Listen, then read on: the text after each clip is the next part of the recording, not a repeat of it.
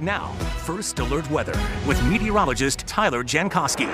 Good afternoon. Not the best news here as we enter the weekend, but there are going to be some dry spells as we move forward, and most of the shower activity has concluded. Still some showers to the south, but check this out. The satellite picture shows a very clear line between sunshine and clouds. It is straddling the international border right now. So Montreal is sunny while it is cloudy in Plattsburgh. So this line is just barely slipping to the south. So the farther north you are, the better the chance you see some sun later this afternoon. I don't think you see much sun in southern Vermont. It's still raining along Interstate 91 through Brattleboro. There's a stationary front that's just south of us. Not a whole lot of rain showers left to go to the west for today. Unfortunately, that is the key word there.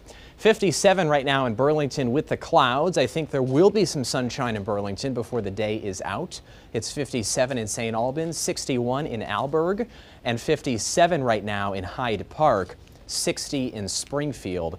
So definitely cool right now, but we'll be up close to the average later on in a few hours. And again, a little bit of sunshine the farther north you are. So it's a nice Friday evening, not clear, but at least it's dry for any plans that take you outside. 64 for the high today, so that's just a hair above the average. Pick the town nearest you, 66 in Lebanon and 61 in Rutland. So tomorrow is a day that has a lot of clouds, but there's literally one ribbon of rain that comes through, and it's right around lunchtime. I think that's it, so I wouldn't get too concerned about tomorrow. It's not bright, but at least it doesn't rain the whole time. There might be a peak of sunshine, but not a guarantee. And then on Sunday, a cold front comes through. So we're more confident that there's a period of steady rain, possibly heavy at times, Sunday morning. And then that front goes through. It turns really windy later Sunday, but there's some sunshine. So I think the last part of the weekend turns out to be the best in terms of sunshine. Nate has strengthened. It has winds of 50 miles per hour.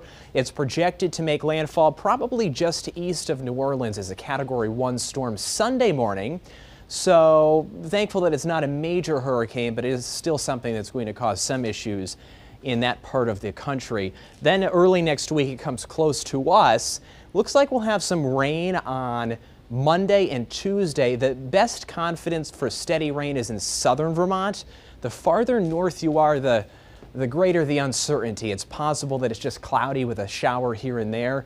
So the farther south you are on Monday and Tuesday, the more rain you are likely to see. So here's how it breaks down in the 5-day forecast. The bark is worse than the bite. We keep saying that. I give the weekend maybe a 5 or 6 out of 10. A handful of showers midday tomorrow, and then the rain in the morning on Sunday, but then it clears out. And then we have the shower icon in there, Columbus Day and Tuesday. That's representative of Nate as it comes north. And then everyone should finally be dry the whole day by Wednesday. That's how things look for now. Dave, back to you.